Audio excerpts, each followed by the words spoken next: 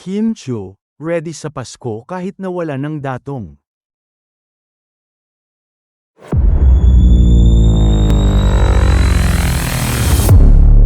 Sa kabila ng kinakaharap na problema sa kanyang kapatid, tuloy pa rin ang Pasko ni Kim Chu.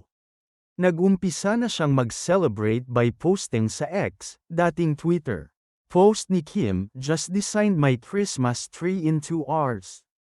And it felt good." Natuwa ang mga fan ni Kim sa X post niya.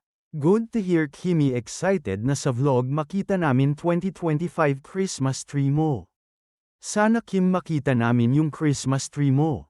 We miss you and Paulo. Dahil na-miss namin kayo, mga 10 times na yata ko napanood ang The Alibi. Grabe ang huhusay ninyo lahat." Sa Instagram ni Kim, napansin ng mga netizen ang bagong hairstyle niya when she performed sa ASAP last Sunday. First time ba ni Kim na short hair? Nope, nag-short hair na siya noon pero bihira lang talaga siya mag-short hair. Sa isang comment sa IG post ni Kim, may tumawag rin sa kanya as the People's Superstar. The People's Superstar, the one and only at Chanite Princess. Sumingit sa reply section ang basher ni Kim at sinabing wala ng pera umano si Chanite Princess. Dati nga yun, hindi na wala na nga siyang pera, di ba? Naturally, pumalag ang mga fan ni Kim sa sinabi nung basher. At nadamay pati si Janine Gutierrez na dating screen partner ni Paulo Avellino. "Kahit anong sabihin mo mas mayaman siya sa'yo, poor ka na nga in real life, poor personality pa. Double kill. Wag muna patulan yan, paunin na niyan, naliligaw siya dito, di niya kaya hanapin sarili niya. Kahit ikaw kaya kanya bilhin sa daming properties at business niya. 10 lang kayo mga fanny niya. Sus, matagal na tibag ang paunin, bakit andyan ka pa, di ba inayawan na kayo ni Paulo?" Kim Pao lang minamal na mga fans sinuportahan niya. Samantala, viral ngayon sa Kim Paulandia ang isang throwback photo na nagpapakita ng photo op ni Kim Chu at isang lalaki na nagbenta ng property nito sa aktres sa Tagaytay. Ang nasabing larawan ay kuha sa mismong nabiling bahay ni Kim, na siya nitong paboritong vacation destination sa Luzon. Ipinosti ito ng @TheaBiPremef, isang fan account sa X Media.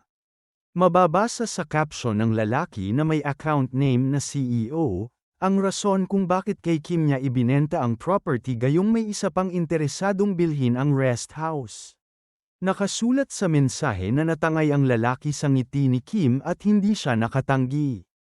Pero proud nitong sinabi na malaking bagay kay Kim na nai-invest niya ang pera niya sa pagbili ng property.